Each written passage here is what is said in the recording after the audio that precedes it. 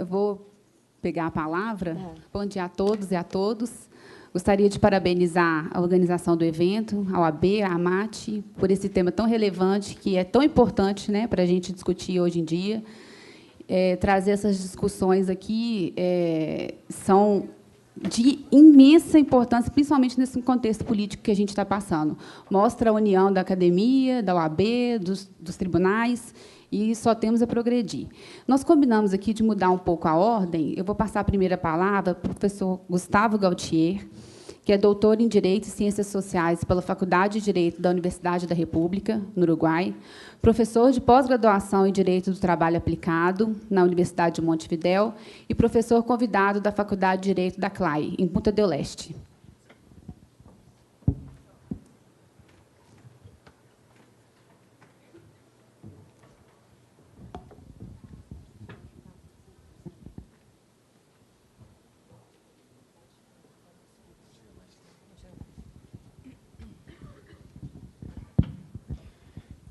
Buen día a todos. Serán las últimas palabras en portugués que me escuchen, en respeto a vuestro idioma, precisamente. En primer lugar, un agradecimiento a los organizadores, a María Carolina, a Pepe, a la OAB y a la Asociación de Abogados Trabalhistas de Minas Gerais. La idea que quería transmitir en la mañana de hoy, y voy a tratar de hablar despacio para la mejor comprensión. En primer lugar, creo que es importante destacar que todos nosotros hoy tenemos el privilegio de asistir a un cambio de época, con todo lo que ello implica, porque seguramente no nos damos cuenta, pero la profundidad de los cambios que estamos padeciendo van a llevar a un mundo distinto de aquí a muy pocos años. Porque se están produciendo cambios que se han denominado disruptivos, porque hay un cambio en el paradigma del consumo y porque también comienza a procesarse un cambio del contrato social, aquel contrato social de principios o mediados del siglo XX, y esto trae consecuencias para el trabajo y para el derecho del trabajo.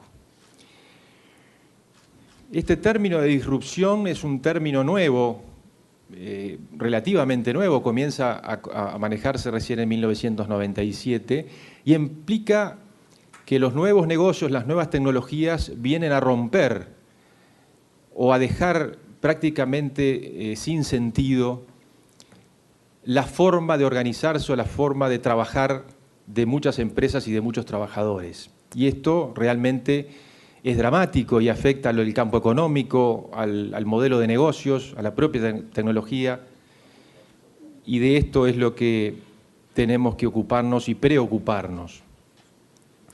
¿Cuál es el cambio en el paradigma del consumo que está ocurriendo? Si nosotros tenemos presente el paradigma clásico de que para acceder al disfrute de un bien hay que ser el propietario de ese bien, esto ahora está cambiando. Ya no es necesario poseer un bien para acceder a su disfrute, sino que lo importante es precisamente asegurar el usufructo del bien sin tener que ser propietario del mismo. Y basándose en este concepto es que muchos emprendedores han creado y están desarrollando las más diversas plataformas de nuevos negocios. Pero también comienza a procesarse un cambio del contrato social. El contrato social clásico, o por el contrato social clásico, los trabajadores resignaban importantes porciones de libertad a cambio de protecciones del empleador, básicamente salarios que se iban incrementando indefinidamente, con protección del empleo, con empleo estable y con la protección que le daba la seguridad social. Esto está cambiando dramáticamente. Y ese contrato social clásico que dio lugar a un modelo de empleo clásico, como consecuencia también está en contradicción. aquel modelo de empleo clásico donde el trabajador ponía a disposición del empleador un determinado número de horas al día y donde la remuneración comprendía, además del trabajo stricto sensu, otras pausas como los descansos, como las vacaciones, como la capacitación, esto ya no ocurre más. ¿Cuáles son las características de las nuevas formas del trabajo? Primero, existe una nueva dimensión de la descentralización del trabajo. Este tema que en Brasil se ha discutido tanto con la nueva regulación de las tercerizaciones, esto también está cambiando rápidamente, porque las empresas ya no contratan empresas para prestar los servicios que antes prestaba la empresa principal, sino que contrata directamente personas o vincula directamente personas para que presten el servicio. Como ha señalado Adrián Todolí, que recién escuchábamos vía Skype, la novedad proviene en que el proveedor del servicio no será una empresa, como lo hubiera sido hasta ahora, sino que directamente será la persona individual que prestará el servicio. La descentralización, dice Todolí, se lleva a su extremo, a la atomización del mercado. Esta es la nueva realidad. Pero también aparece una nueva, entre comillas, forma de remunerar el trabajo, porque ya no se remunera el tiempo de trabajo, sino que se remuneran exactamente los momentos en que el trabajador presta efectivamente la tarea. Se eliminan los tiempos muertos, no hay más pagos por tiempos muertos. Esto podría ser algo parecido a lo que en la reforma se habla del trabajo intermitente, ¿verdad? Desaparece el tiempo a la orden. Y esto no por la reforma, digo, la realidad de los nuevos trabajos es así. Y aquí llegamos a los denominados conciertos o microconciertos, donde el valor se reduce solo a aquellos exactos minutos en que dura la prestación, la tarea o el servicio. Se trata de un trabajo a destajo, donde no existen salarios anuales, pagos para la preparación o la investigación. Se retribuyen solo los momentos productivos exactos. El trabajo que se da con las grandes plataformas de Internet hoy en día. Y finalmente hay una mercantilización de los tiempos de inactividad. Y ello supone utilizar los tiempos libres, el viaje al trabajo, el descanso de cualquier tipo, para poder seguir trabajando hiperconectados, como veíamos hoy en las ponencias de la primera hora.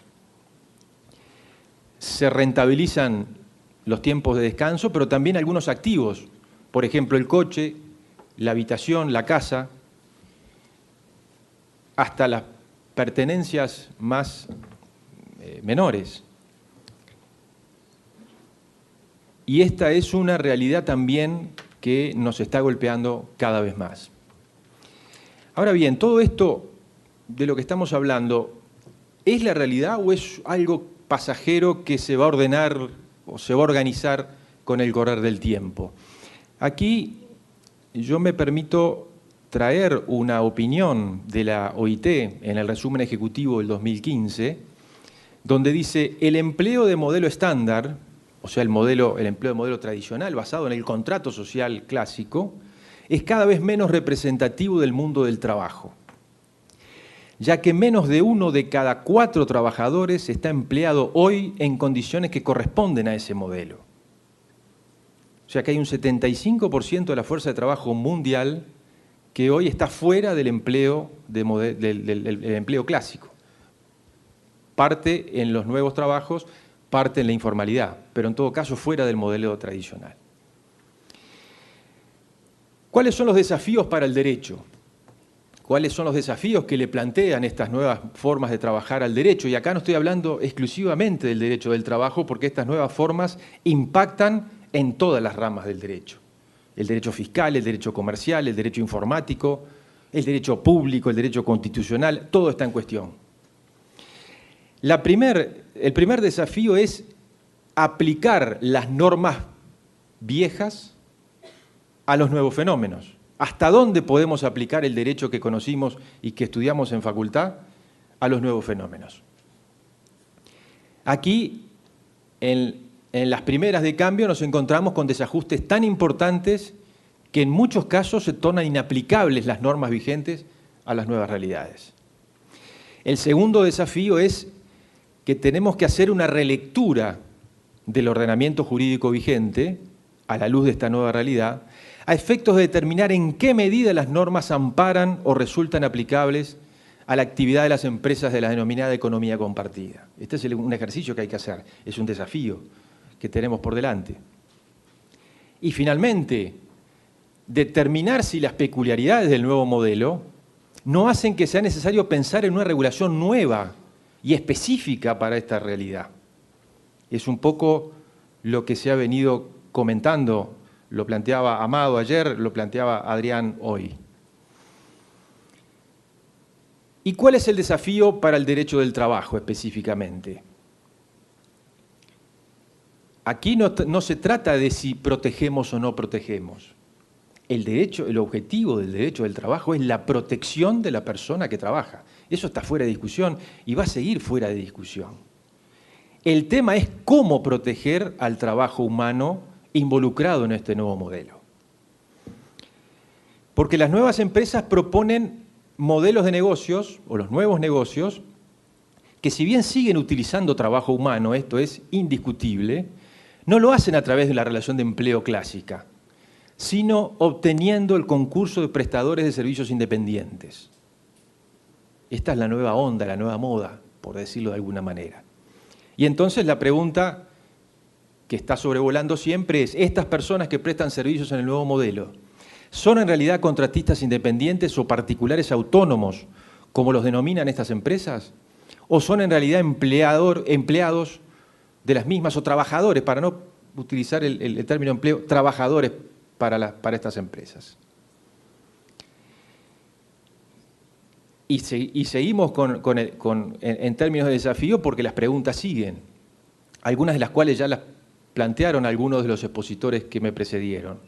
¿Es suficiente el enfoque tradicional, binario del derecho del trabajo que separa a los dependientes o subordinados de los trabajadores autónomos o independientes? ¿O hay que pensar en nuevas categorías? Amado ayer decía, nosotros venimos de un derecho analógico. Yo diría, en términos de derecho del trabajo, analógico y estereofónico, porque teníamos los dependientes y los independientes. Claro, había un 3.1 que eran los parasubordinados, pero esto ya pasó la ola ya nos pasó por arriba de esto y tenemos nuevas categorías. Y finalmente, ¿resultan aptas las herramientas y las categorías del derecho del trabajo para captar o regular una realidad nueva? Por ejemplo, la subordinación, ¿sigue siendo una herramienta válida? Esto Adrián Todolí se lo cuestiona en el artículo del libro que se ha presentado en el Congreso. El trabajo en el nuevo modelo. Todos sabemos que todas las nuevas formas de alguna manera se mencionan como que integran una categoría que se ha denominado economía compartida o economía colaborativa o bajo demanda, donde suelen incluirse un gran número de empresas y negocios de las más variadas actividades. Algunas son explícitamente comerciales y con fines de lucro, pero otras también pueden ser proyectos sin fines de lucro, de naturaleza ambiental, social, etc., y donde prima, en principio, por lo que vamos a ver, la colaboración entre pares. El denominador común que suele aparecer en estas empresas es el uso innovador de Internet y de las plataformas virtuales basadas en aplicaciones para conectar compradores y vendedores de bienes, de trabajo y de servicios, y esto es lo que está desatando la profunda crisis existencial de cómo se define el trabajo. Y aquí tenemos que hablar del crowdworking o el trabajo de la multitud. Pero tenemos que hacer una salvedad desde el principio. El bosque o la mata, creo que en portugués bosque es la mata, tenemos que ver la mata que es el crowdworking porque la tendencia es que a veces el árbol, que es el buque insignia de todo esto, que es Uber, no nos deja ver lo que hay atrás del árbol. y es lo más importante en términos cuantitativos, incluso por las personas que están trabajando de esta manera. Es una variante nueva y más radical de obtener trabajo humano. Es actualmente la conocida como crowdworking, que se utiliza para referir el trabajo de la multitud o multitudinario. Y no hay una única multitud, hay varias multitudes. Los choferes de aplicaciones es una multitud, pero después están las personas que trabajan para las plataformas virtuales, que son millones en el mundo, las grandes plataformas de Internet. ¿Cuáles son las características en este trabajo? Que los salarios se negocian a la baja. Los trabajadores que pugnan por estos trabajos compiten en subastas a la baja y se quedan con el trabajo quienes ofrecen menos por su propio trabajo. Esto es lo dramático también de esta nueva forma de trabajar. Pero bien, creo que a esta altura también es necesario decir que ha llegado el momento de comenzar a separar la paja del trigo. No sé si esto se traduce, es un dicho... O joio do trigo, ahí está. Porque no todo es economía compartida. Las grandes empresas de Internet o las grandes aplicaciones, el buque insignia de esta onda, ciertamente no es economía compartida. Y muchos aprovechan el halo positivo del compartir, de la solidaridad que hay atrás del compartir, para tratar de evitar sus responsabilidades o tratar de mejorar su posición frente a un reclamo judicial, por ejemplo.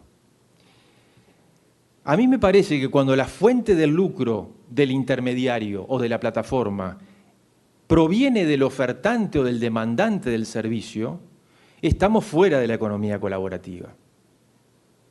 Aquí no hay economía colaborativa, acá hay ni del compartir. Esto no lo digo yo, hay varios autores que ya están insistiendo en que empresas como Airbnb o Uber mismo no comparten nada. Es más, si compartieran, el negocio cae o no tiene sentido. Pero en segundo lugar, y tratando de ceñirme al título de esta mesa, yo planteo una pregunta. ¿Es posible elaborar una teoría jurídica en este momento en que nos encontramos? Creo que tenemos unas dificultades enormes por ahora, en este momento, porque la novedad del fenómeno y la heterogeneidad del fenómeno hace muy difícil construir una teoría jurídica. La velocidad con la que se procesan los cambios es impresionante. Y la capacidad de adaptación de los nuevos negocios también es muy rápida. Y entonces eso conspira con tratar de primero identificar el fenómeno que se asiente y luego venir atrás, como siempre viene la teoría jurídica. Por eso, antes que, o en defecto de poder, me parece, hablar de una teoría jurídica, creo que podemos hablar de una estrategia jurídica inmediata o de corto plazo. Y esa estrategia inmediata de corto plazo pasa por una relectura de la subordinación, que es un poco lo que proponía Adrián Todolí. Tenemos que encontrar una nueva aproximación a la subordinación a partir de la nueva realidad.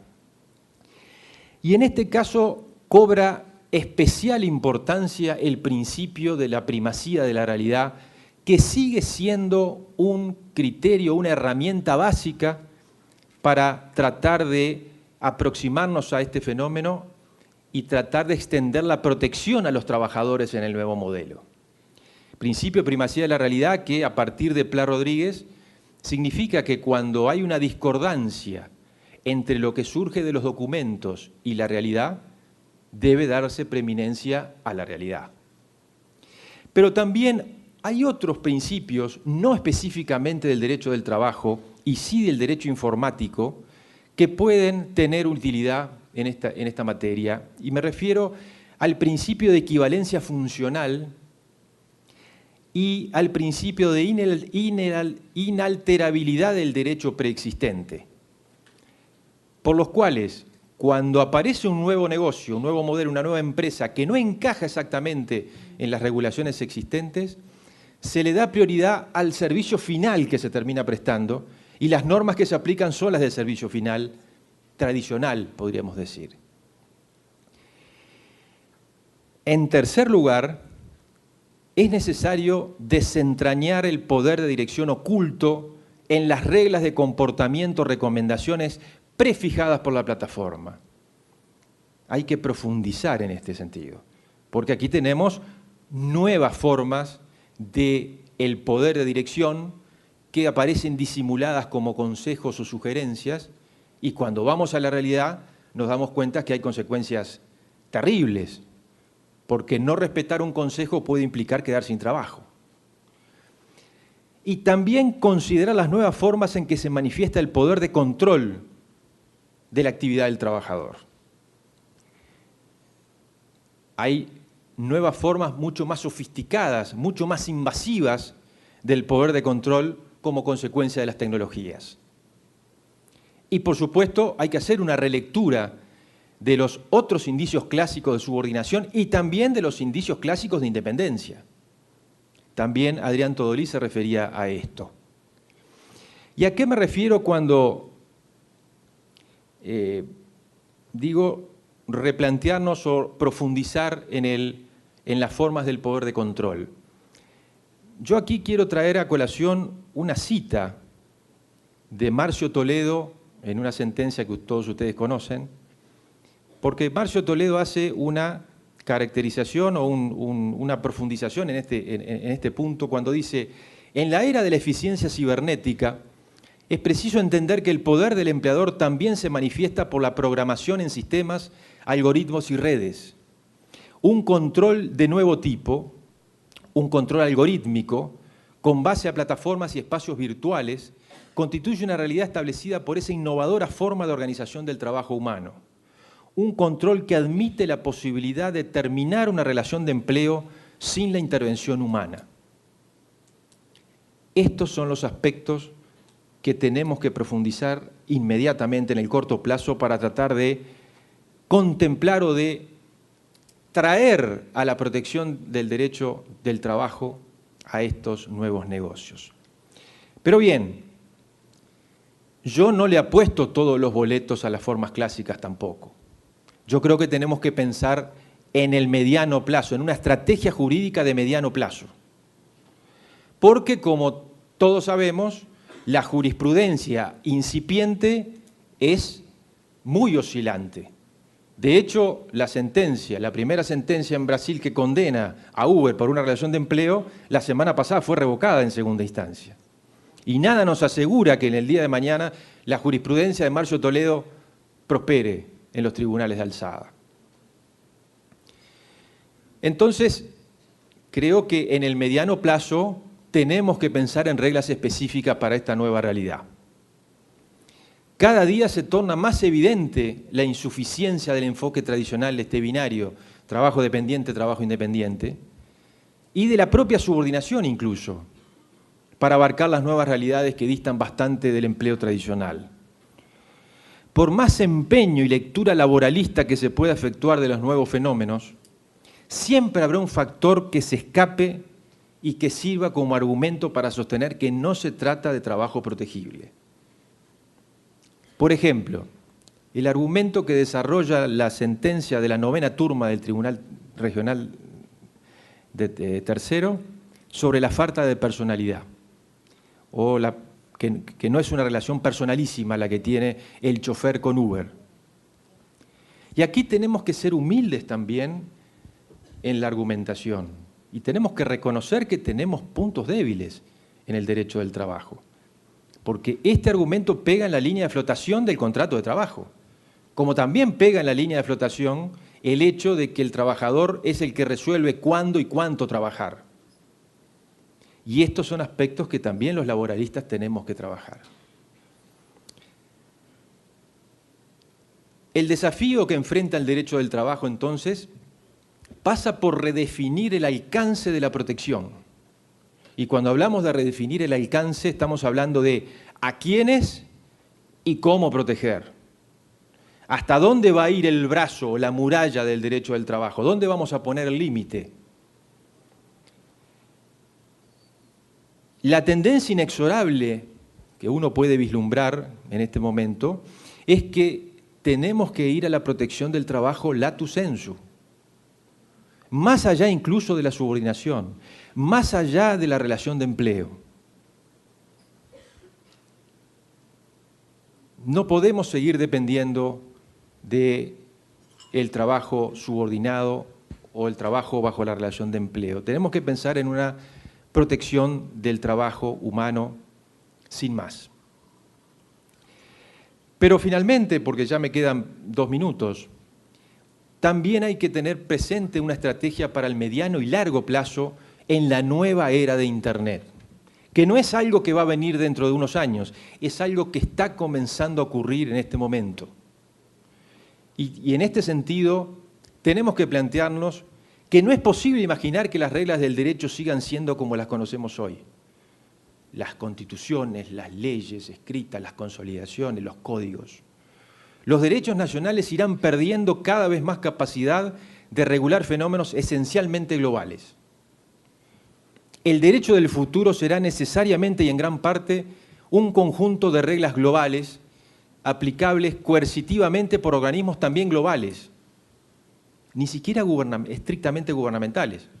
La OCDE, por ejemplo, y el tema de las normas contra el lavado de dinero. El derecho y las transacciones de todo tipo en el futuro no se manifestarán y cumplirán como en el presente, sino que sus reglas estarán incorporadas en programas y algoritmos que se ejecutarán automáticamente, gobernando de este modo gran parte de las relaciones humanas a escala global. ¿Y a qué me refiero con esto? A una palabra que va a comenzar a escucharse cada vez más y es la cadena de bloques o blockchain. Esta es la nueva era de Internet, es el Internet del valor, donde los estudiosos y los que están avanzados en esto se preguntan, ¿podría cambiarse la forma de crear y predistribuir la riqueza? Con esto también se eliminan los intermediarios. Y los que pusieron las barbas en remojo en primer lugar fueron los bancos. Hoy los bancos están invirtiendo centenares de dólares o de euros en desarrollar la tecnología blockchain porque son conscientes que se van a quedar fuera del mercado. Porque con blockchain ya no son más necesarios los bancos. Ya la cadena de bloques da la seguridad que antes daban los bancos en las transacciones comerciales, pero sin cobrar lo que cobran los bancos, sin quedarse con los porcentajes con los que se quedan los bancos. Esta tecnología permite crear contratos inteligentes que se autoejecutan y todas las transacciones quedan registradas en un libro mayor global y no es posible la piratería o el hackeo, porque para hackear un bloque hay que hackear todos los bloques que vinieron antes. Y esto trae un nuevo tipo de trabajador que son los mineros, que no son los oriundos de Minas Gerais. Son los que construyen los bloques y que ganan por construir el bloque o por validar el bloque con moneda virtual, con bitcoins. Blockchain es la tecnología subyacente a bitcoins y a todas las monedas virtuales que hoy en el mundo son más de 1000. Y para terminar, una pregunta que yo me hago y la dejo como a modo de reflexión. Si a nivel global se está avanzando para que todos los países del mundo cumplan con las normas antilavado ante el temor de ser incluidos en listas grises o negras, tratándose de dinero, ¿no se puede pensar en que sea posible hacer lo mismo con las normas protectoras del trabajo, tratándose de personas? Muchas gracias.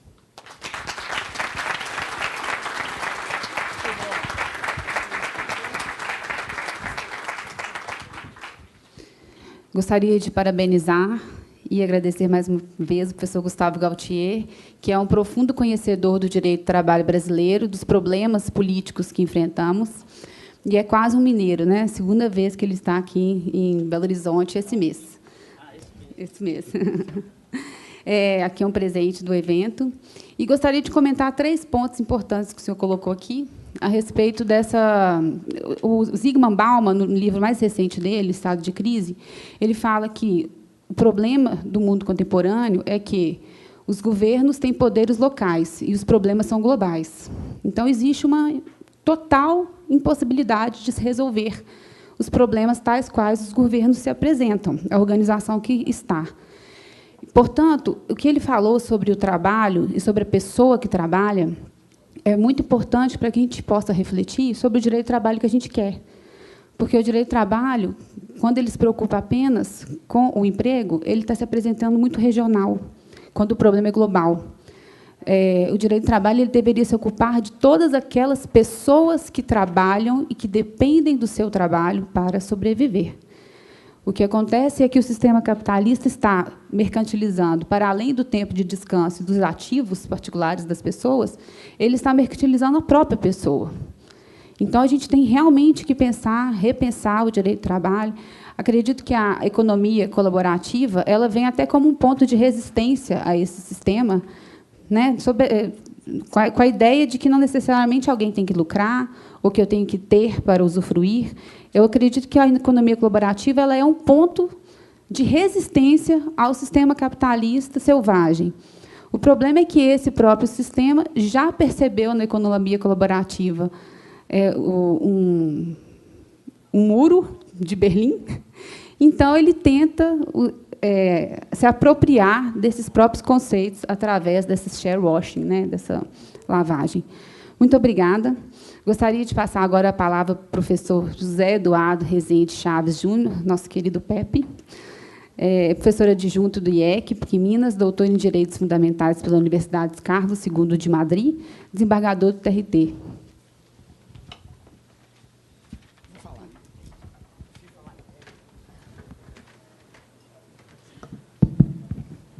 Bom dia a todas as pessoas presentes. Peço licença à nossa querida presidente, professora Maria Cecília, para cumprimentar, para agilizar, cumprimentar todos da mesa, em nome do meu colega, querido amigo, vice-presidente do nosso tribunal, desembargador Luiz Ronan Neves Cury, que também é o nosso diretor da Escola Judicial, um grande apoiador deste evento. Gostaria, tem vários amigos na plateia, né? Mas gostaria de cumprimentar todos, abraçar todos os amigos que estão aí, privilegiando um amigo que veio de longe, que veio do Paraná, o desembargador Sérgio Murilo, que veio prestigiar o nosso evento, ele que sempre tecnologia e do judiciário, sempre está na ponta, é um dos idealizadores e efetivadores do famoso sistema Fidelis, lá do processo eletrônico do Paraná, que foi que o PJE, né, acabou com ele, né, mas era dos melhores sistemas que nós tínhamos aqui no Brasil de processo eletrônico. Bom, eu gostaria de agradecer, fazer uns agradecimentos aqui, em primeiro lugar, à OAB, ao presidente Fabrício e ao presidente Marco Antônio, que acolheram uma simples sugestão, uma ideia, e tornaram, porque ideia todos nós temos, a todo tempo pululam ideias, né? Mas o difícil é concretizar essas ideias, né? E com uma simples sugestão que foi levada, eles tornaram isso aqui realidade. Temos professores, 5 países, temos na plateia professores, pessoas tão gabaritadas como os palestrantes que estão aqui, né, de todo o país, professores, magistrados, membros do Ministério Público, que vieram para justamente começar a desenvolver essa ideia da tecnologia no direito do trabalho, começar a repensar isso de uma forma mais séria do ponto de vista acadêmico. Então, eles tornaram realidade isso uma mera sugestão. Gostaria de que não posso deixar de fazer esses registro ao nosso querido amigo também doutor Antônio Queiroz, a Cássia, repetindo o nosso desembargador Luiz Ronan, que sem a escola judicial também esse evento não se realizaria, a Raquel, coordenadora, juíza coordenadora da escola judicial nossa, ao nosso presidente, Júlio Bernardo Carmo, que esteve aqui ontem na abertura, né, que também está dando todo o apoio ao evento, ao professor Antônio Gomes e a UFMG, vejo aqui a professora Adriana Sena, a colega desembargadora Adriana Sena, também a UFMG é uma das parceiras fundamentais, essenciais para esse evento, para o sucesso desse evento. A UFMG, o Prunarte, né? Os alunos deram todo o suporte, a Gabriela Sena, né? O Armandinho, né? Que acolheu a ideia, ele está aí, né? Eu encontrei, ele acolheu a ideia do livro, tornou o livro realidade. E também, por fim, os meus 2 colegas, amigos que tiveram essa ideia, né? E levamos junto para a OAB, que é o meu querido amigo, o juiz Bruno, e a Carol, né? Nós 3 coordenamos em conjunto, né? Na verdade, os coordenadores reais, né, foram os 2, eu só fui carregador de piano, eles que são os coordenadores reais desse evento. Também a minha colega Juliana Vignoli, também quero agradecer o apoio e a ajuda, sempre socorrendo, né, na hora que a gente precisa, né, amiga que não nos abandona. Bom, falei tanto que minha palestra acabou, né? Não tem mais tempo. Mas eu vou falar só 2 minutos mesmo, porque o Congresso está todo destinado a pensar a tecnologia do direito do trabalho. Vários aspectos, várias nuances. A gente não pode querer. Eu tinha uma coisa que tem verdadeiro encantamento por esse tema. Então, por mim, eu ficaria aqui 2 dias falando, ainda teria o que falar. Então, mas não tem jeito. Então, vou falar 2 minutos, escolhi 2 fragmentos, 3 fragmentos, de 2 minutos cada fragmento, para trazer aqui uma pequena contribuição, né, nesse mar de contribuições que teremos aqui. Tivemos a partir de ontem com o professor João Amado, e até amanhã. Bom, pegando um desafio a perspectiva do professor Antônio Alves, nosso mestre, né, sem nenhum favor, né, um dos maiores nomes do direito do trabalho brasileiro, né, pegando uma abordagem dele com do nosso professor Gustavo, do Uruguai, vou sugerir 3 fragmentos. O professor Antônio falou, olha, a melhor reforma é não reformar nada. Então, a partir daí, não precisa mexer em nenhuma. O direito do trabalho precisa mudar? Acho que precisa. Mas, para isso, você não precisa mudar nenhuma vírgula na CLT. Né, dizem falar a velha senhora CLT, sempre querem falar que ela é antiga, né, a velha senhora CLT, sempre usam o velha senhora. Só que esquece que o velho senhor de todos nós continuou mesmo, que é o capital. Né?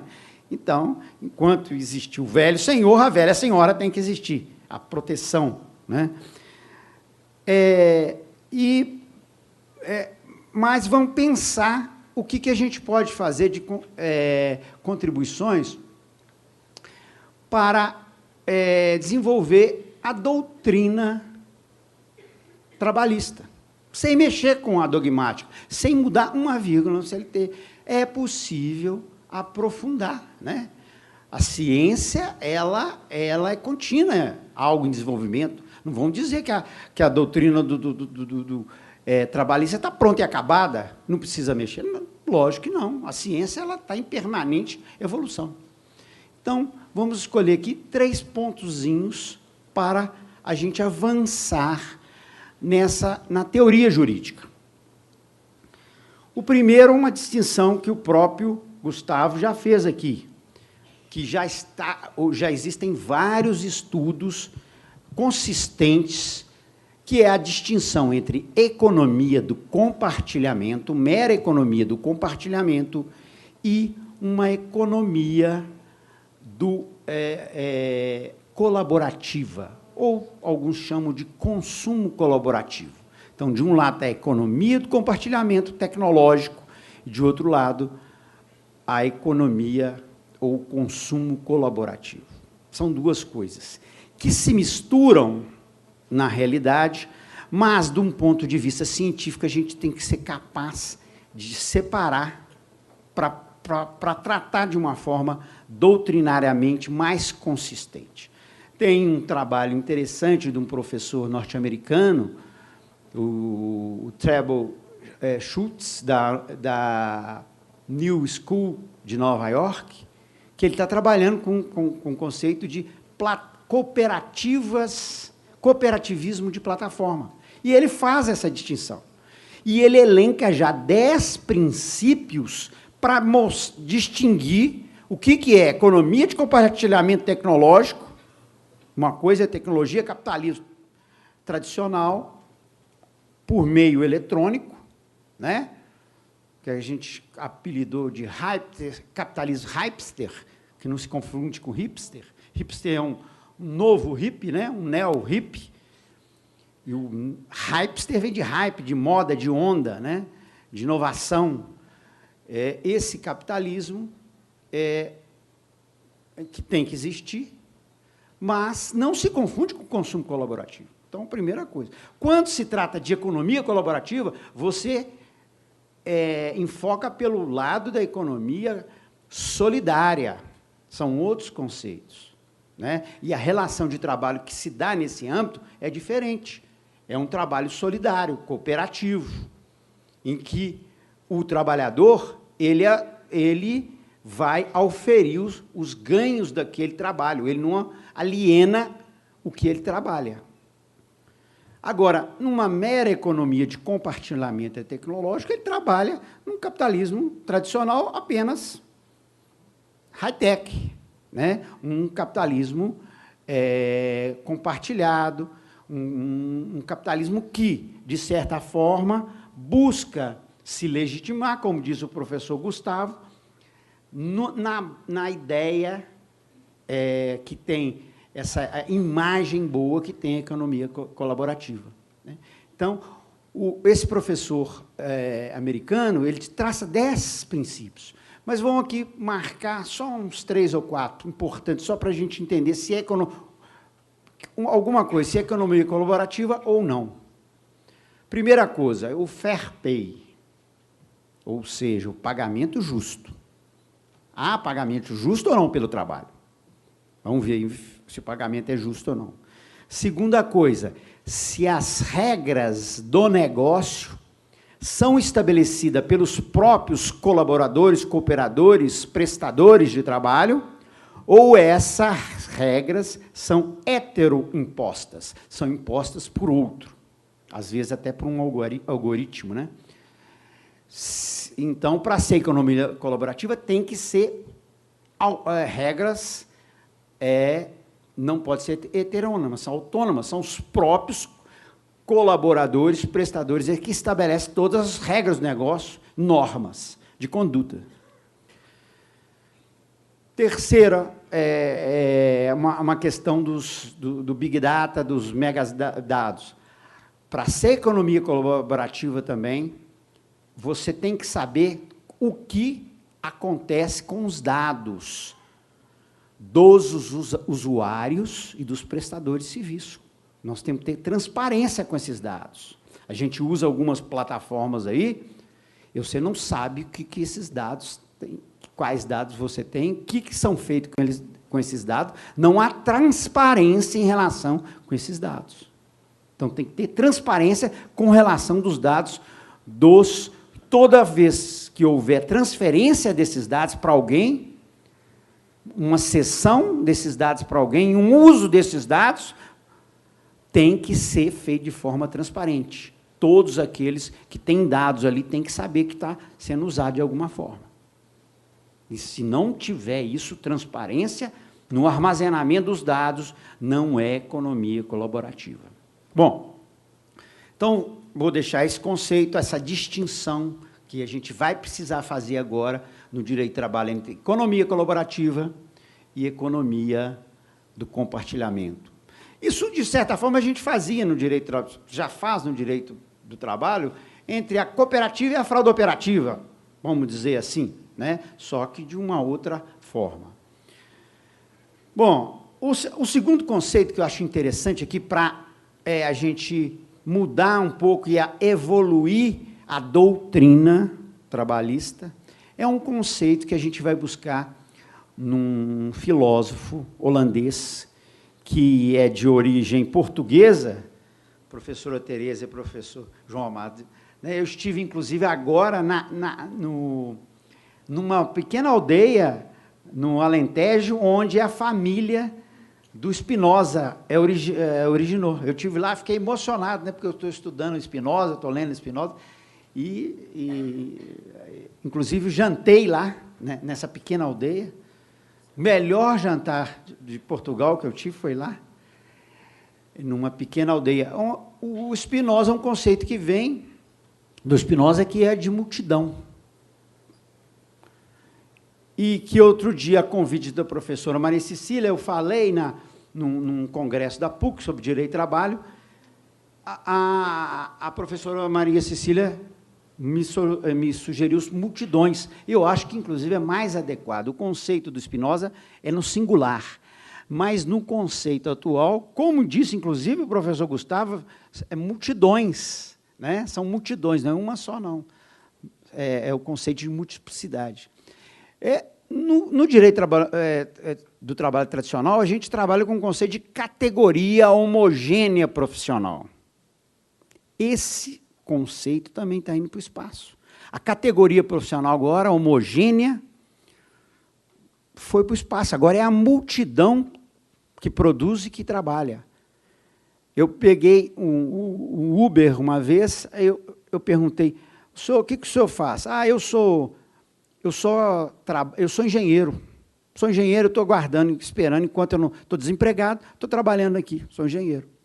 E o outro, não, eu fico aqui para levar minha filha, para ajudar a pagar a faculdade da minha filha, eu levo ela de manhã para a escola, enquanto ela está na escola, na faculdade, eu trabalho, na hora que termina, eu vou lá buscá-la e levo ela para casa, né? E um outro, eu falei, olha, eu sou um escravo da Uber. Como assim, escravo da Uber?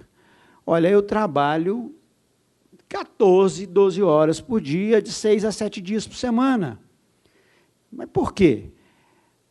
Por que você é escravo? Eu até ri. Porque eu não posso parar de trabalhar, porque eu achei que era uma boa coisa e o que aconteceu? Eu entrei no financiamento do banco e estou pagando o carro. Estou confinado numa dívida. Se eu parar de trabalhar, eu perco o meu carro, tudo que eu paguei, o banco vai me tomar o carro e ainda vou ficar devendo. Perco tudo que eu paguei e ainda fico devendo.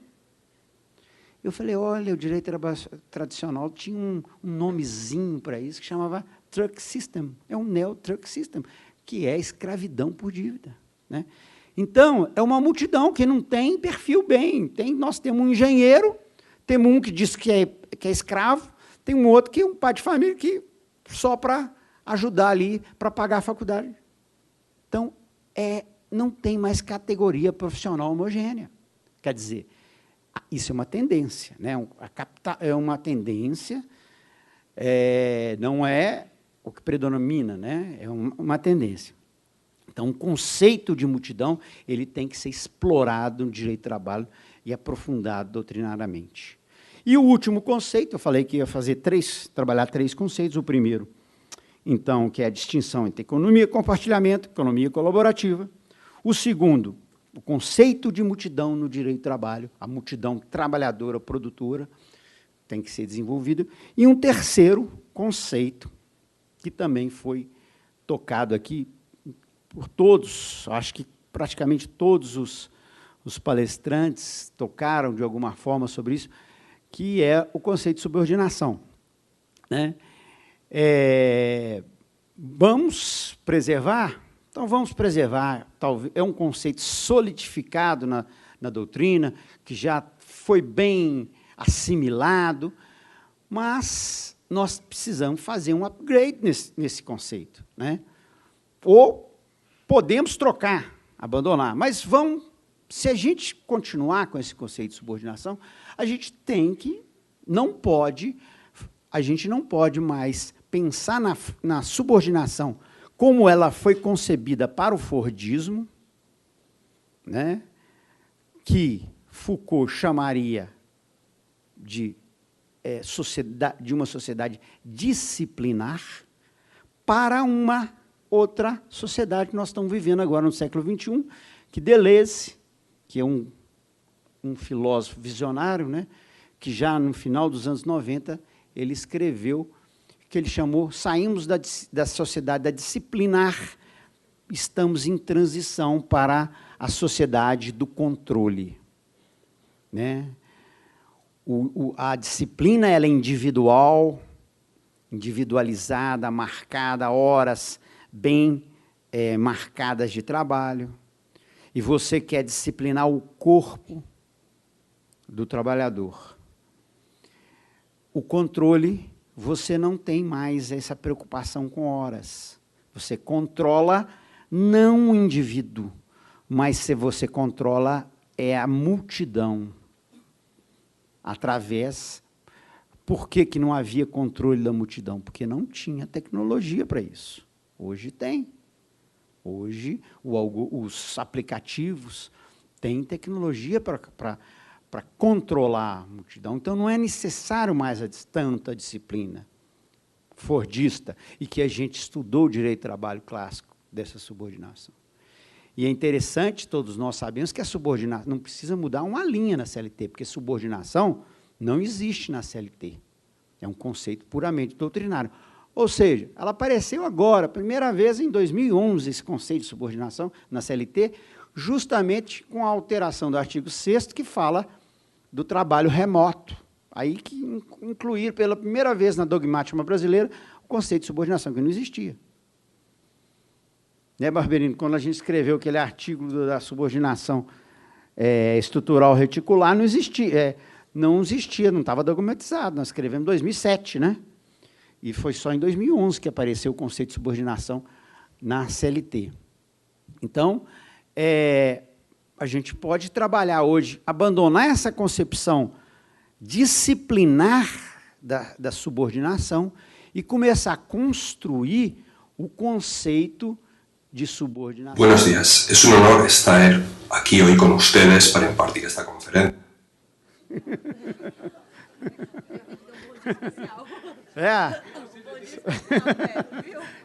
Big Brother. Que susto. Mas isso é para me avisar que meu tempo acabou. Mas acabou mesmo, então é isso. O conceito, vamos trabalhar com esse conceito muito interessante do Deleuze, que é uma evolução do Foucault, da sociedade disciplinar para a sociedade de controle. Então, vamos encarar a subordinação a partir da perspectiva do conceito de controle do Deleuze. Ele dá muitos elementos doutrinários para a gente identificar cientificamente, academicamente, o que é controle, para distinguir do que é disciplina. Então, não é o momento de fazer essa distinção detalhada, né?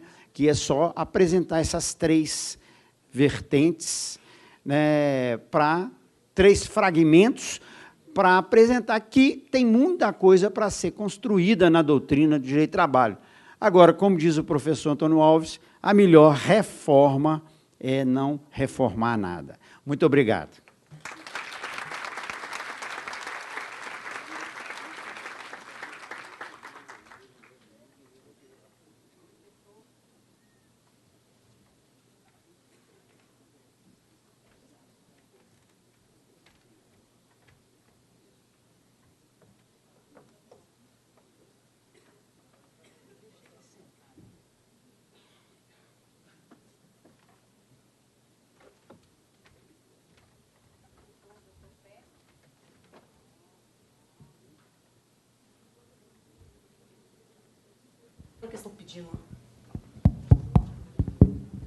Agora sim.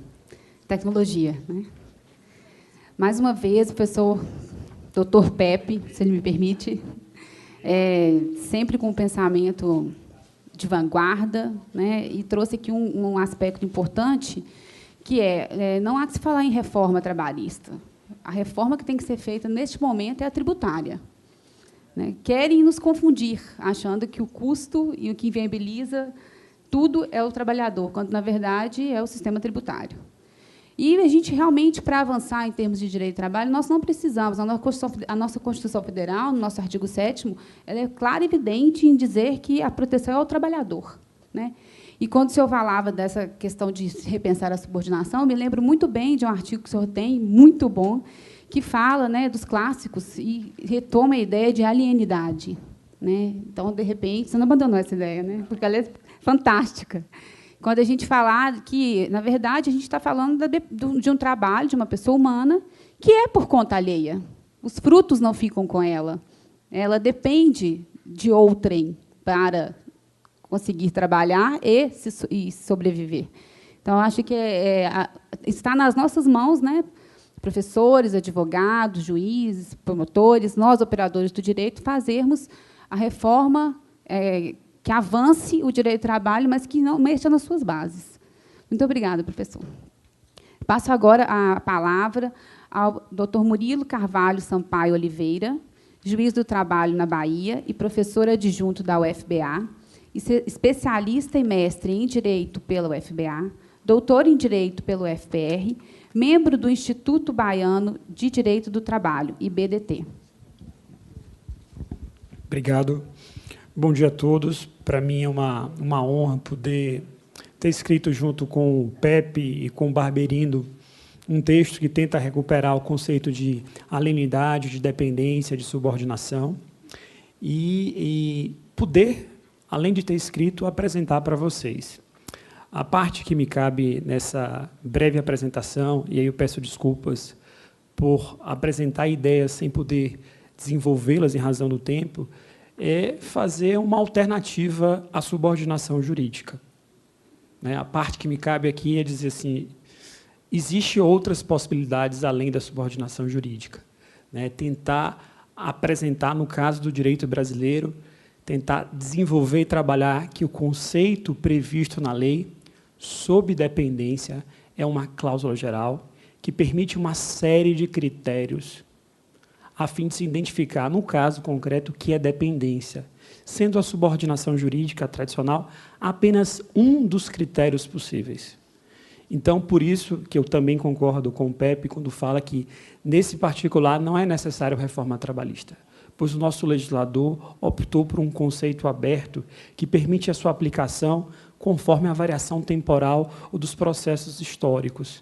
É claro que a gente sabe que o trabalho mudou com o passar dos anos, dentro do próprio capitalismo, o padrão de trabalho mudou e tem mudado e vai continuar mudando. Então, muito melhor do que um conceito pautado pela tipicidade fechada, é mais estratégico, mais eficaz e mais operacional um conceito aberto. E, felizmente, a CLT tem um conceito aberto. E, graças ao bom senhor do Bonfim, que o reformador ou deformador trabalhista não está tocando no artigo 3º da CLT, por enquanto.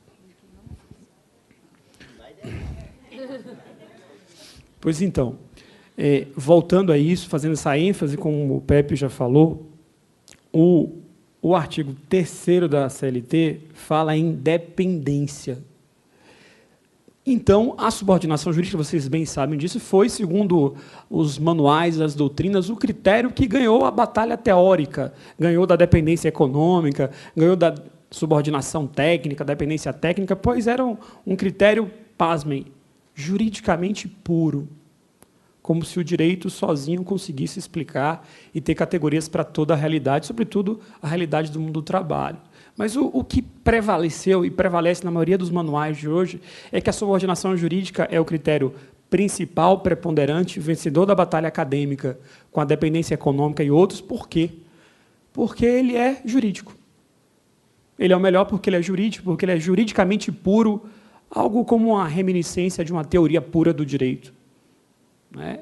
Com a sua tradição toda positivista trazida para o direito do trabalho. E quando a gente vai para a prática desse conceito, a gente vê pelo menos duas grandes facetas da subordinação. A primeira, a mais preponderante, a faceta subjetiva, que foca na ideia de sujeição, de hierarquia, de ordens. E essa é a faceta que a gente vê muito bem quando nós, juízes, fazemos as instruções e perguntamos: você recebia ordens de quem? Se ele falar que não recebia nenhuma ordem, a gente fica feliz, no íntimo, às vezes, né? Olha, não tem subordinação, não tem vínculo, acabou a instrução encerrada, concluso. Mas não é bem assim que ele pode responder. Eu não recebia ordens, eu as dava. Eu era o gerente, eu era o encarregado, eu era a maior autoridade naquela empresa. Então, essa primeira dimensão, que é a mais propalada, não é, na minha opinião, a condição ou a distinção qualificativa da relação de emprego. Ela é a principal consequência, mas não a essência, a causa. A outra dimensão é a dimensão que vocês também conhecem, da subordinação objetiva, que desvincula essa ideia de pessoalidade, de sujeição, e trabalha com a correlação entre a atividade do trabalhador e a atividade da empresa, sobretudo a atividade fim. E nessa concepção objetiva, que infelizmente não é ainda majoritária, que seria o que o Pepe falou de um upgrade da subordinação, essa concepção não tem predominado ainda, infelizmente. Muito embora a gente tenha as ideias bem consistentes do ministro Godinho com a subordinação estrutural, a ideia do Pepe e do Marcos com a subordinação estrutural reticular. Mas o que a gente vê é nessa figura que está aí. Essa é a dimensão tradicional. E por que essa é a dimensão? E por que essa dimensão precisa sair de uma transição? Né? Porque ela apresenta uma série de problemas do ponto de vista prático, do ponto de vista casuístico mesmo. Ou seja, nos seus indícios, ela tem uma dificuldade de se manifestar. O primeiro indício que a gente utiliza para saber se o sujeito é subordinado ou não na faceta subjetiva é o controle de jornada. Mas a gente sabe que o empregado pode ser empregado sem precisar ter controle de jornada. Essa condição não é constitutiva da sua qualidade de empregado. A segunda dimensão é como é que o empregado é fiscalizado. Mas se ele não está perante um chefe de lá, reiteradamente, ele não vai ser empregado? Claro que vai ser. A CLT, muito antes das plataformas digitais, desses sistemas de tecnologia, já previa o trabalho à distância, né? Já previa há muito tempo, então a CLT já estabeleceu isso no artigo 6º, salvo engano, 6º ou 7º. Então, a gente não precisa também dessa dimensão cabal de vigilância diuturna presencial, de capatazia. E, em segundo, às vezes, aquele que subordina, aquele que determina, é também um empregado. E, como aquela situação, você pergunta para o gerente, você recebia ordens? Não, eu as dava. Deixou de ser empregado? Não. Então, vejam só que, conforme o caso concreto, cada um desses indícios muda, porque significam que eles, por si só, não garantem um resultado de sobredependência. E aqui eu queria apresentar que, em alguns contratos de autonomia, a gente pode verificar, pasmem, uma grande determinação, um grande controle entre os contratantes, empresas típicas, como são hoje muitos contratos de terceirização. Muitos contratos de terceirização, o prestador, o terceirizado, a empresa terceirizada, tem que assumir toda uma cultura organizacional da empresa. Mas um outro contrato, que eu tentando apontar aqui como indício de controle, de hierarquia, mesmo dentro da autonomia, o contrato de franquia. O franqueado tem uma relação hipercontrolada do seu modo de fazer, na sua cadeia produtiva, nos seus bens. Então, você pode verificar, em algumas situações, indícios de subordinação lá. Então, me parece que a subordinação não é a resposta mais adequada. Então, Por que ela não é a mais adequada? Porque ela representa a típica visão de uma etapa do capitalismo, a subordinação subjetiva, que é essa. Essa imagem que vocês já viram, esse filme que, com certeza, já viram mais de uma vez. Né? O direito do trabalho é anterior ao Fordismo e será posterior ao Fordismo. Agora, o conceito que é marcadamente fordista é a subordinação jurídica. Se a gente continuar procurando no Uber essa imagem ou esses traços, a gente não vai achar. Nós estamos colonizados por uma concepção de direito do trabalho fordista. E a gente precisa mudar a lente. Na minha opinião, me parece que o próprio direito do trabalho, rompendo com essa dimensão fordista e positivista, no caso da doutrina brasileira, pode superar isso. Eu só queria relembrar que, logo no início, e até o professor Gustavo falou, vejam como o professor Gustavo falou sempre, subordinação, dependência. No Brasil, a doutrina, né, sobretudo, eu fiz esse estudo, à época do meu doutoramento, se comparar o jovem Orlando Gomes com o velho Orlando Gomes, no sentido das edições do seu livro, na primeira e na segunda edição, ele falava o tempo inteiro, o empregado é aquele que é subordinado ou dependente econômico. Mas, com o passar do tempo, sobretudo após a década de 70, a ideia de dependência econômica foi relegada, foi dispensada justamente por sua base extrajurídica e pelo exemplo de refutação que me parece pouco real, aquela situação que o empregado tem mais condições financeiras que o seu empregador. Até hoje não vi essa situação ainda. Espero que vocês tenham uma situação concreta para apresentar, porque eu não vi. Teve uma vez um aluno que falou, não, mas o Ronaldo, fenômeno, ele ganha muito, R$700 mil na carteira de trabalho. Sim, mas quem era o empregador dele? Era o Corinthians, tinha muito mais, então não consegui ver essa situação ainda. Ainda que existisse um caso tão sem razão econômica em si, porque se a pessoa tem mais condições econômicas do que o seu empregador, não é lógico, em termos econômicos, que ele se venda. Ele vai usufruir da sua propriedade, da sua titularidade. Então, o que eu tenho proposto? Retomar a ideia da dependência econômica, devidamente autorizada, porque o nosso artigo 3º tem uma cláusula aberta, que é a ideia de subdependência adjetivando econômica. E por que isso? Porque a gente começa a ver nessas novas figuras, nesses novos trabalhos, a antiga dimensão que justificou o direito do trabalho.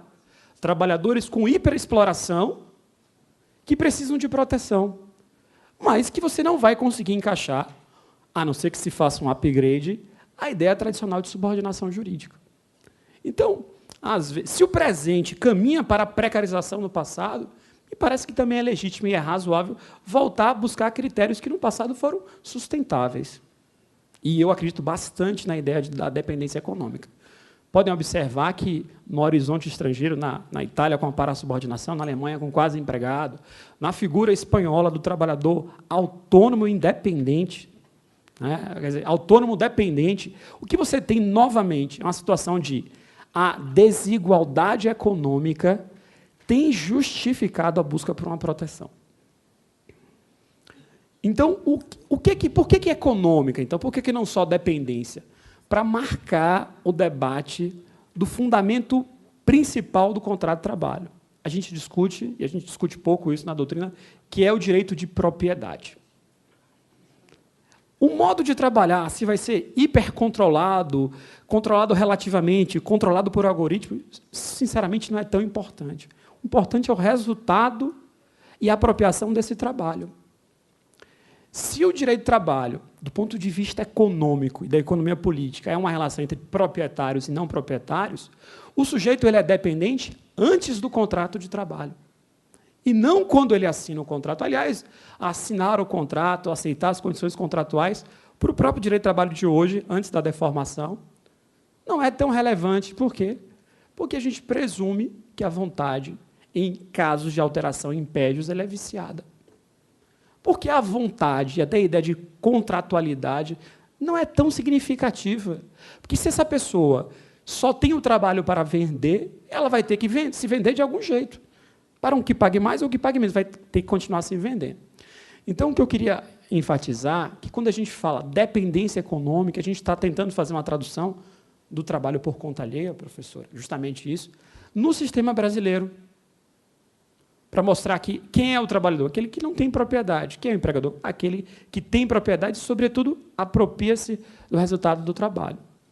E aqui, uma pequena superação da tradicional epidérmica visão de dependência econômica. Essa ideia de que dependente econômico é aquele que ganha pouco, ou aquele que vive do salário, é totalmente superficial. Porque todo mundo no capitalismo depende do seu trabalho, seja na condição de titular da empresa, seja na condição de trabalhador, assim como ocorre com o autônomo. Então, não é pela ideia de depender do trabalho ou de pobreza individual, mas sim de ter a necessidade de vender-se apenas como trabalho. Tá bom? Então, qual o marco importante para discutir dependência econômica, na opinião que eu defendo?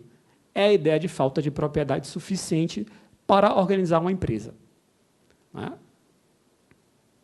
E aqui eu tento aportar, para ser bem rápido, alguns indícios para a gente fazer isso na operação do dia a dia.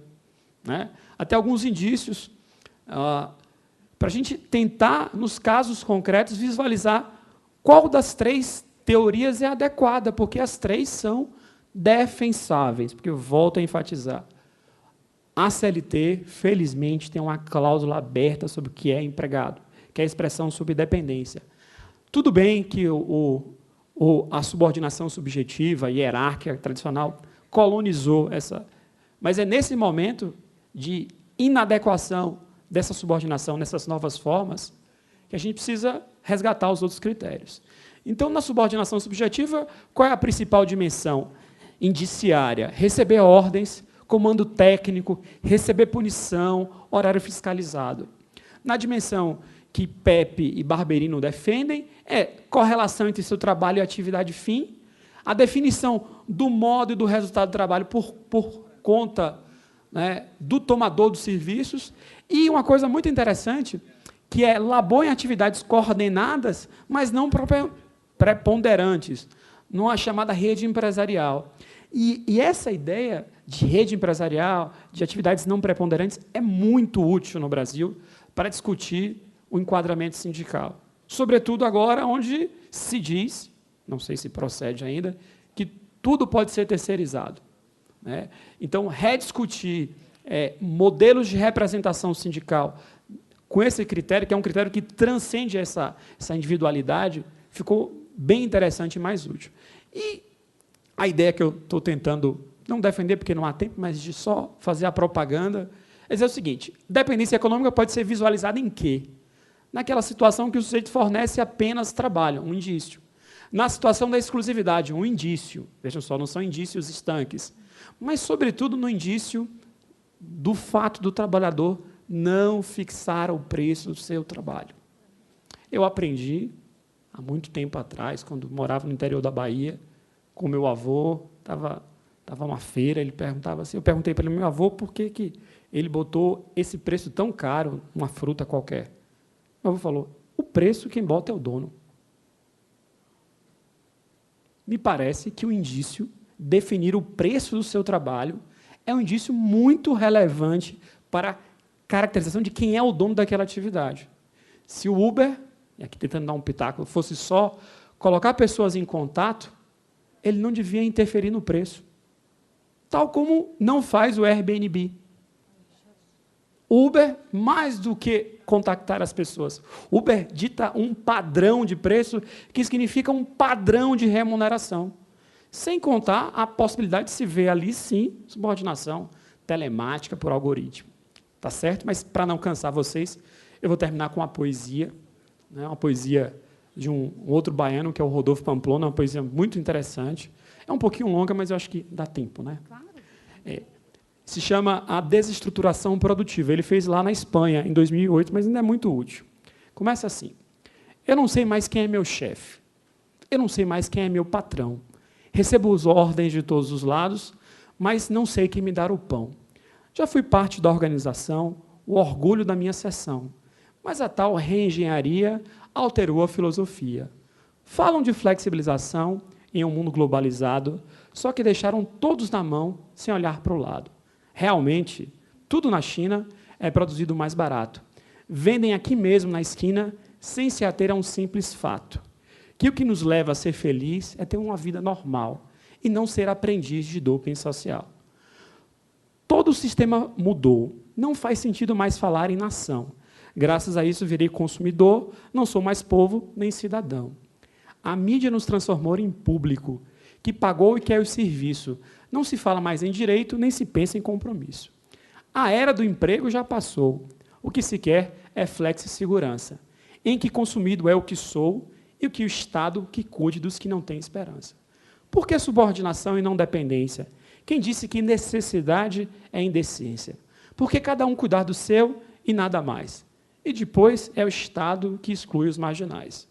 O espelho precisa realmente se quebrar e se converter em um multifacetado cristal para olhar o outro sem repúdio ou pesar e recuperar aqueles que sofrem do mal. Já mudei de nomes várias vezes, como mundo de empresa em poucos meses. Fui temporário, estagiário, cooperado, terceirizado, já fui PJ, já fui parceiro. Fui colaborador, já fui meeiro. Fui precário em experiência, fui autônomo em outra crença. Fui mobília da casa tombado, membro da família agregado. Dependente ou para-subordinado, só não deixei de ser explorado. Obrigado.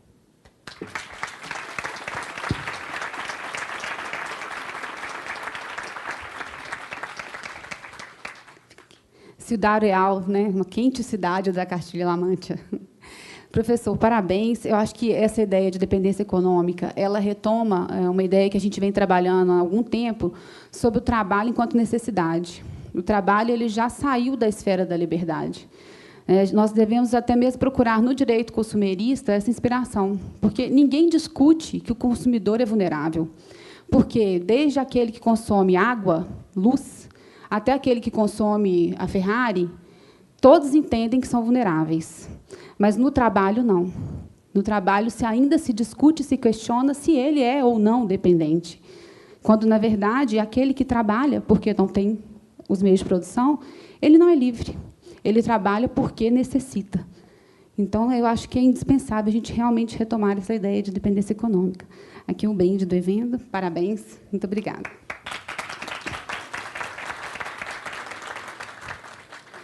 Agora eu passo a palavra ao Dr. Marcos Menezes Barberino Mendes, juiz do trabalho no Tribunal Regional do Trabalho da 15ª Região, mestre em Economia Social do Trabalho pelo Instituto de Economia da Unicamp e doutorando em Desenvolvimento Econômico pela mesma universidade.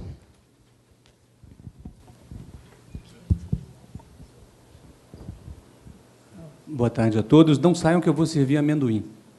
É sério. Bom, é sempre um prazer retornar a Minas e eu partilho da amizade, privo da amizade do Pepe, do desembargador José Rezende Chaves Júnior, há mais de 20 anos, e ele me brinda, às vezes, com convites como este, que eu me considero mais do que homenageado, dado que não me sinto à vontade para falar de algo que realmente acho que não sei. Tanto não sei que fui estudar economia, então não me arvoro ao direito de dizer que sou jurista. E lá na Unicamp, nenhum dos professores acha exatamente que eu sou economista. Não é? Mas, como também lá eu privo da convivência com eles, né, eu queria trazer alguns fragmentos para vocês, que vão um pouco além do que está no texto, porque o texto está no livro e muitos de vocês adquiriram, e acho que eu deveria falar de algo que provoque vocês nesse horário tão ansiado do almoço. E eu tenho alguns ídolos, a maioria já falecidos, e um deles tem muito a ver, eu vou evocar um excerto de uma poesia dele que tem muito a ver com tudo que a gente vem falando nessa manhã e na noite de ontem, né? Essa relativização da capacidade da sociedade gerar postos de trabalho decentes, essa perda da sensação de pertencimento, os vínculos históricos que nós geramos nas democracias ocidentais, nas sociedades ocidentais. E o excerto é de um poema, o poema é de Mário de Andrade, chama-se O Poeta Come Amendoim. Brasil amado, não porque seja minha pátria. Pátria é acaso de migrações e do pão nosso onde Deus der. Brasil que eu amo, porque é o canto do meu braço aventuroso, é o gosto dos meus descansos, o balanço das minhas cantigas, amores e danças.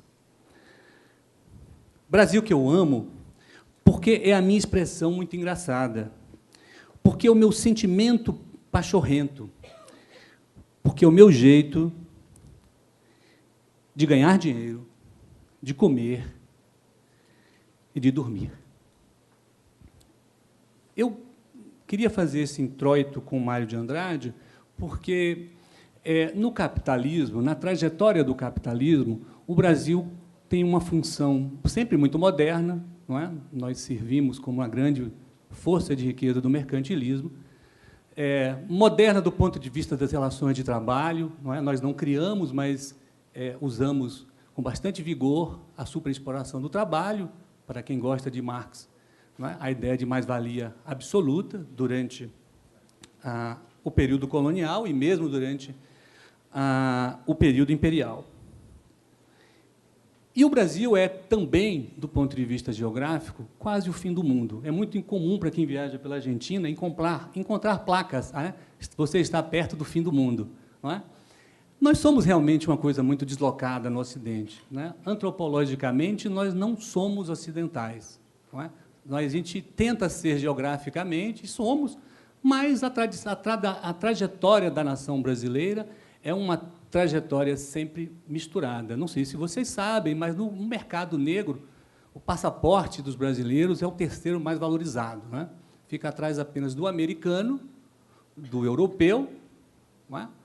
Por razões óbvias, né? São os países centrais do capitalismo, e depois vem os brazucas, por uma razão muito simples. Né? Qualquer pessoa, qualquer ser humano deste planeta pode ser brasileiro. Ele pode ter qualquer aparência. Qualquer gingado será brasileiro. Mas, além dessas partes romantizadas, o Brasil, por conta desse deslocamento, mesmo sendo um país periférico e mesmo ainda sendo um país subdesenvolvido, que junciona trabalho escravo com alta tecnologia, junciona, não é, serviços públicos extremamente qualificados, não é, instituições de Estado de excelência, com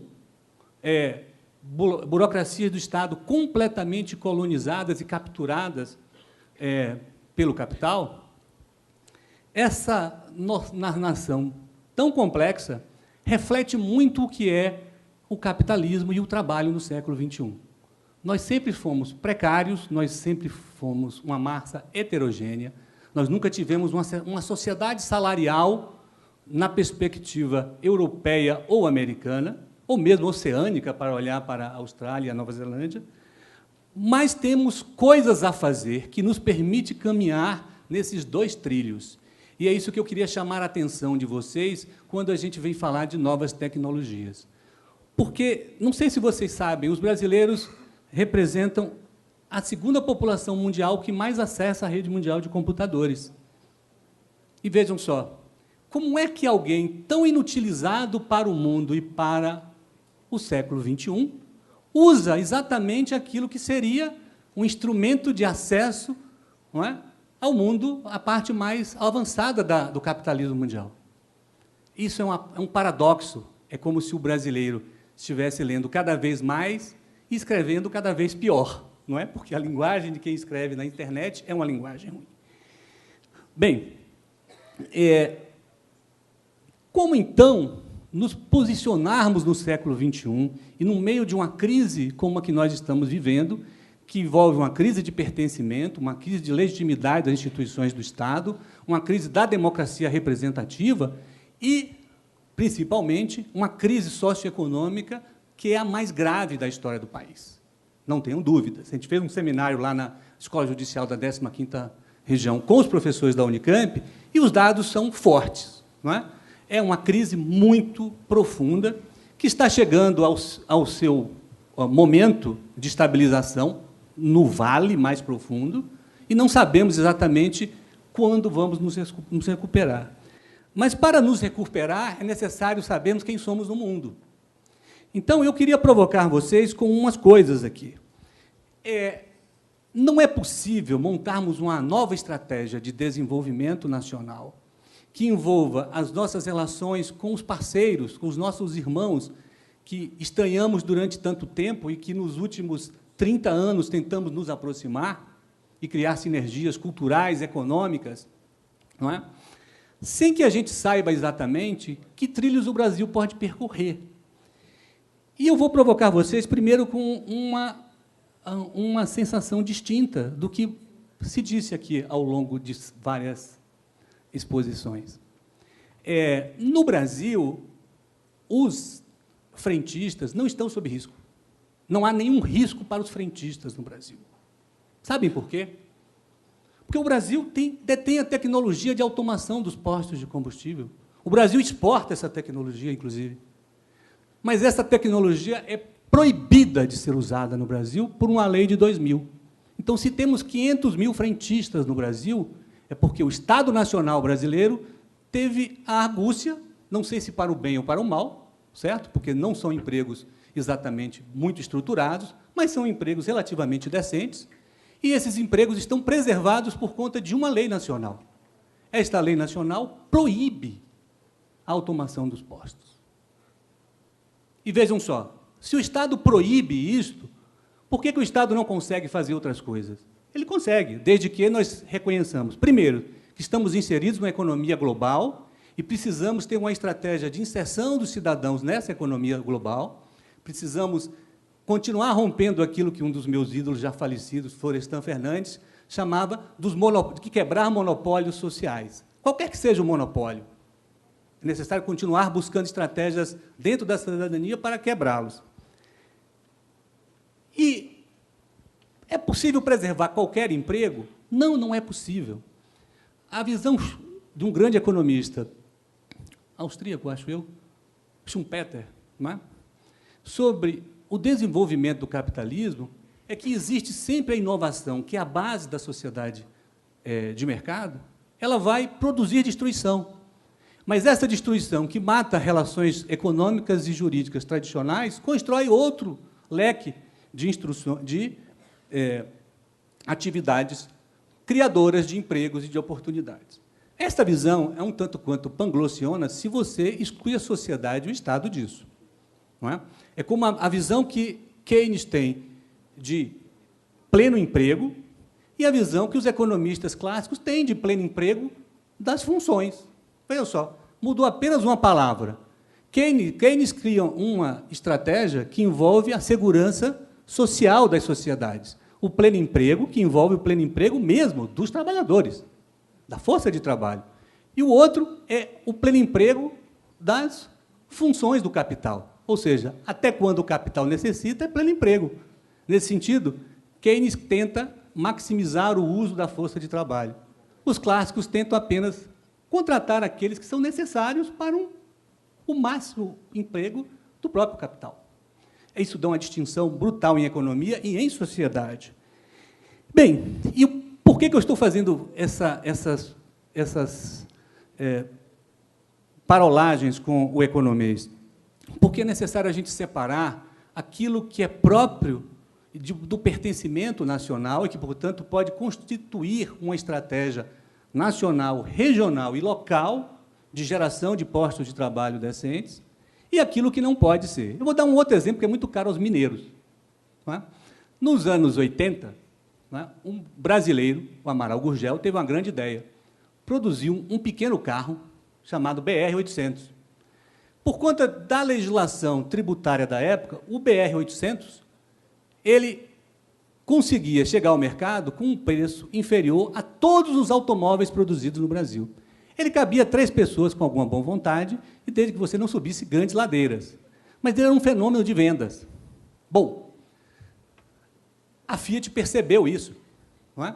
E aproveitou o período do presidente Itamar Franco e conseguiu, sustentando a ideia de igualdade tributária, que aquela faixa de isenção não fosse até, acho que 600 cilindradas, mas que fosse até 1.000 cilindradas. que aconteceu? Bom, a fábrica de vocês aqui expandiu, né, ao ponto da Fiat se tornar a líder do mercado. Mas era o capital internacional que vocês estavam promovendo. E o que aconteceu com a Gurgel? Ela quebrou, está lá em Rio Claro, há um grande espólio lá na Justiça do Trabalho sobre o que fazer com aquele passivo. Era o capital nacional e o trabalho nacional envolvido do lado. E, do outro lado, o capital internacional e o trabalho. O que quero dizer com isso? É alguma censura aqui ao ex-presidente Itamar Franco? De modo nenhum. É porque, se o frentista a gente consegue preservar, a gente não consegue preservar o trabalho do metalúrgico, seja aqui em Minas Gerais, seja lá em São Paulo. Não é? Porque isto está naquele conceito que levou à dissidência entre Hannah Arendt e a tradição marxiana, o conceito de homo faber e o conceito de homo laborens. O conceito de homo faber é sempre precário, transitório, porque ele depende da economia de mercado. Então, isso em economia a gente chama de produtos tradables. Tudo que é aquilo que pode percorrer as fronteiras nacionais, nós não conseguimos dar muita proteção. Essa é a verdade. Então, nós temos que pensar nisso ao desenvolver uma estratégia de desenvolvimento nacional e como lidar, não é, com a nova base tecnológica, que é a base tecnológica que será, naturalmente, hegemônica nas próximas décadas. E por que a gente conseguiu salvar os empregos dos frentistas? Por uma simples razão: ninguém pode sair de Minas Gerais para ir abastecer o carro na Venezuela. Vocês não podem ir até a Argentina abastecer o veículo. Vocês não podem ir até o Uruguai. Os gaúchos podem, e às vezes fazem isso. A depender do câmbio, cruzam a fronteira e vão abastecer os carros lá no Uruguai. Então, é possível, num non-tradable, ou seja, um produto que circule apenas na perspectiva do pertencimento a este lugar chamado Brasil, que, de modo muito acaso, todos nós habitamos, e é possível, então, fazer, através desses non-tradables, sim, políticas de renda e de emprego para a sociedade ainda. E política de renda e emprego que envolve não só trabalho decente, mas que envolve a elevação do patamar civilizatório do Brasil. Vou dar um exemplo muito caro aqui. Se nós colocarmos amanhã todas as crianças brasileiras estudando em período integral, o que acontece com os orçamentos das escolas privadas e públicas? Se elevam. E o que se eleva também? A demanda por professores e cuidadores. Se fizermos algo parecido com a segurança alimentar dos mineiros, onde é que está o cinturão verde que toda região metropolitana deveria ter nos anos 60 e 70? Foi consumido pela especulação imobiliária. Refaçam isso aqui no plano diretor da cidade de vocês, e vocês vão ver brotar empregos de economia orgânica, de ponta, gerando atividade que gera saúde para dentro do círculo das grandes cidades. Então, o que eu queria chamar a atenção para vocês, que, a despeito dessa relativização, que é muito sentida e acentuada nos países europeus, sobre o papel do Estado Nacional, nós temos aqui no Brasil ainda uma certa vantagem geográfica. O fato de estarmos no fim do mundo nos permite uma condição geopolítica de associar as novas tecnologias e estratégias racionais de desenvolvimento que traga mais brasileiros para o pertencimento ao contrato social e ao direito do trabalho. Para encerrar a minha exposição, eu queria lembrar a vocês mais dois aspectos relevantes que envolvem a questão da inovação tecnológica. Que o Brasil possui uma grande base de inovadores em tecnologia. Uma grande base de inovadores em tecnologia. Eu agora vim de uma cidade onde fiz uma palestra sobre trabalho escravo contemporâneo, que é São José dos Campos. Né? São José dos Campos, que é uma cidade âncora da tecnologia aeroespacial brasileira.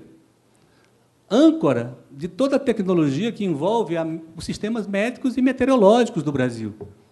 Num país de larga fronteira agrícola, há muita coisa a se explorar nessa interação tecnológica e de geração de postos de trabalho, que não passa exatamente pelo conceito de trabalho intermitente. Para lembrar do subdesenvolvimento e ver aí também aspectos positivos, eu queria lembrar do meu próprio voo. Eu saí da minha casa, no interior de São Paulo, são 45 minutos até o aeroporto de Congonhas, deixei meu carro na casa da minha companheira, tomei um táxi, cheguei no aeroporto de Congonhas, antecipei o voo, comuniquei ao Pepe que conseguiria chegar antes para estar com vocês ontem à noite.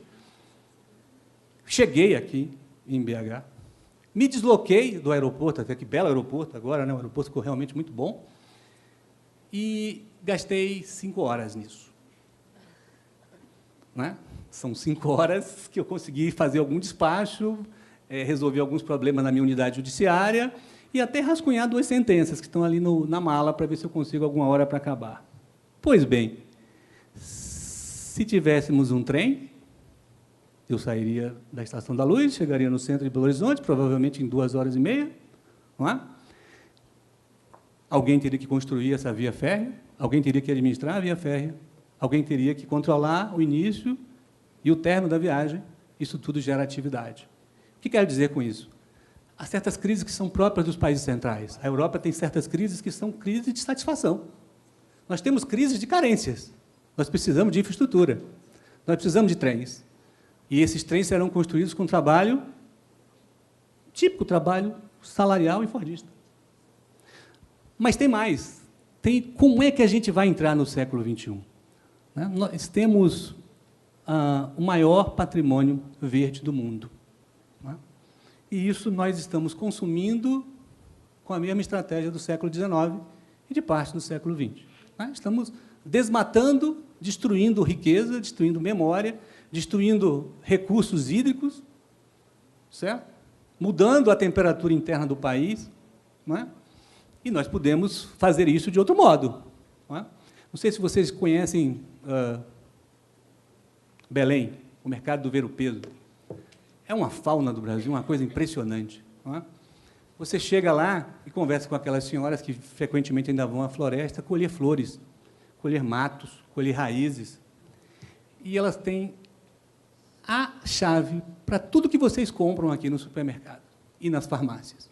Qualquer doença dessas mais elementares, e principalmente as doenças da beleza, né? Os produtos cosméticos. Tudo aquilo que as grandes indústrias estão tentando inserir no mercado para vocês comprarem, tem um saber tradicional envolvido e tem a riqueza ambiental do país por trás. Há muita coisa a se fazer ali, e há muita coisa a se fazer numa estratégia de desenvolvimento que vai gerar atividade de pesquisa básica, de pesquisa especializada, de exploração dessas unidades florestais.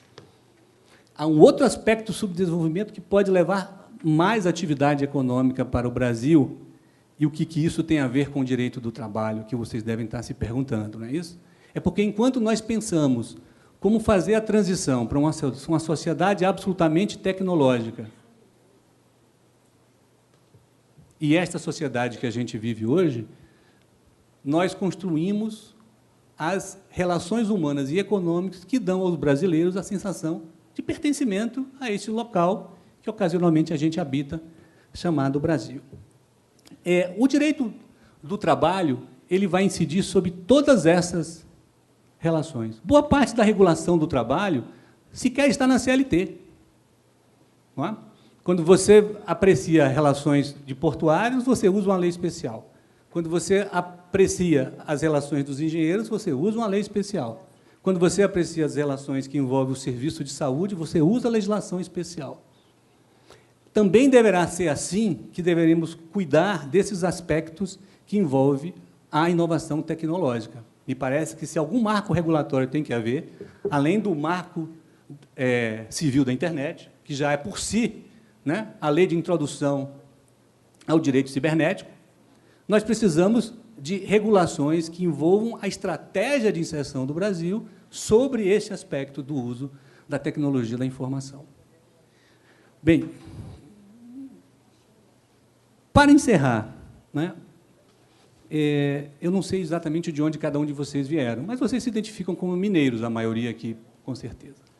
E os brasileiros os identificam como mineiros. Não é?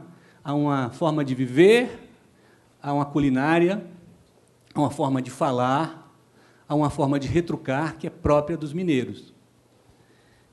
Então, essa forma de viver, é desta forma de viver que o direito cuida permanentemente. O direito pode ser uma ciência para alguns, mas é uma tradição, tal qual a arte, para a maioria dos seres humanos, que apenas vivem dentro dessa forma específica que envolve cuidar da tradição de viver e cuidar da legitimação de quem exerce o mando. Não é isso? O direito é o grande controle social de qualquer sociedade. Nesta ambivalência do direito está a vida humana. E é disso que se trata. Eu, frequentemente, sou destacado para o meu tribunal, não sei por que razão, Pepe, para dar aula de direitos humanos para os agentes de segurança do tribunal. Não é? E é sempre um desafio, e as pessoas querem saber o que é que eles vão fazer, como se os pobres do segurança fossem pessoas alienígenas de outro planeta. Não é? Bom, eu quero primeiro dar o meu testemunho. Eles sabem mais de direitos humanos do que a maioria dos juízes que eu dou aula na escola judicial, né? Porque praticam direitos humanos até em circunstâncias bastante... Depois eu podia contar algum desses casos. Mas uma coisa que eu sempre digo a eles, e vou dizer a vocês, é que existem direitos humanos, e o direito do trabalho é um direito humano porque nós somos violentos. Só existem direitos humanos para lembrar que nós podemos ser civilizados. Só existe direito de trabalho para lembrar que o homem não pode ser esmagado pela estrutura econômica. Bem, finalizo, e queria finalizar novamente com outro ídolo morto, recentemente morto, Tiago de Mello. Nós estamos passando, né, talvez, pelo momento mais difícil que o Brasil tenha vivido do ponto de vista econômico, e, com certeza, por um dos momentos mais duros da sua história institucional. Não é? Estamos vivendo um período de absoluta amoralidade institucional, de modo que todo mundo sabe que essas discussões que estamos travando aqui são extremamente relevantes para a sociedade brasileira, como, de resto, para qualquer outra sociedade humana, mas não podemos fazer isto, que trata do nosso futuro, não é? Num contexto em que todas as instituições que deveriam tratar o problema estão sob suspeição absoluta da nação brasileira. Mas, se estamos vivendo essa conjuntura, é necessário lembrar que é necessário ir à frente. E daí eu sempre me lembro de Tiago de Mello, que fez esse poema já com a ditadura militar instaurada, e só para lembrar o finalzinho dela, porque eu sei que vocês estão famintos e não é de amendoim. Faz escuro, mas eu canto, porque o amanhã vai chegar. No final do poema ele lembra: faz escuro, mas nem tanto, porque o amanhã há de chegar. Fica aí a madrugada camponesa para vocês. Muito obrigado e bom almoço a todos.